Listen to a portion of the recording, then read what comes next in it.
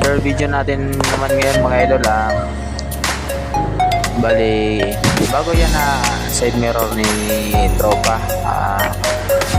Linagyan natin ng design para mas lalo daw na maging bago. Yan. Tapos na-accident video kasi siya, kumbaga na-gasgasan kasi, kaya lalagyan natin, tatapalan natin para di masyadong expose ng mabuti ang gasgas. Pero hindi naman talaga siya kitang-kita ang gasgas kasi itim naman kasi yan eh. Kumbaga nasa atin na lang kung gusto natin na palagyan, ganyan. Yan, bali binabalot ko muna siya ng black bago ko siya lalagyan ng ibang design. Babalutin muna natin kasi ibang kasi yan na side mirror eh.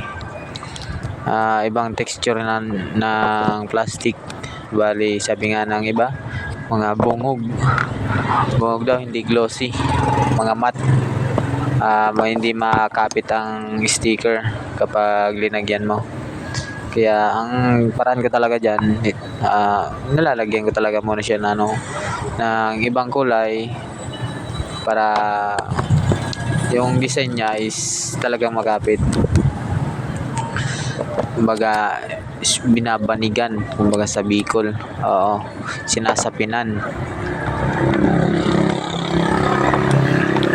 Yan, medyo talagang matrabaho yan, mabusisi yan mga idol. Bali, gabi ko yan tinira pala mga idol, ginawa. Gabi ko yan ginawa kasi after ng trabaho, uwi sa bahay.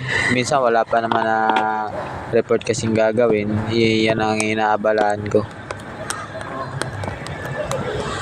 Oras ng alas 9, alas 10 ganyan.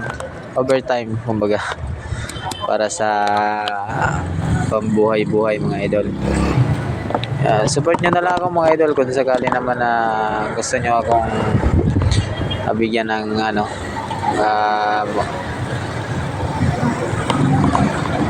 suporta, mga ganun.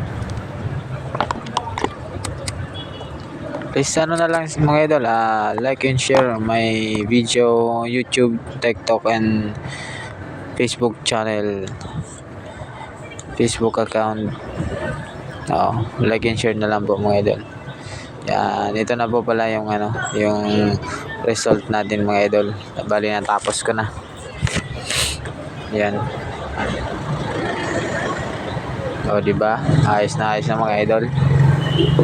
Kung sakali kayong gusto nyo rin magpaganyan, PM na lang kayo sa Rotzen Motovlog Facebook page, TikTok account ko, YouTube channel.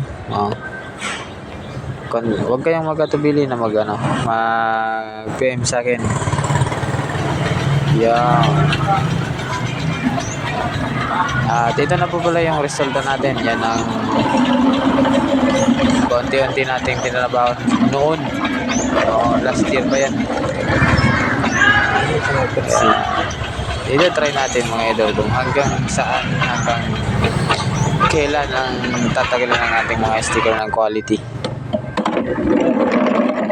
Thank you very much mga idol sa mga nagsubaybay.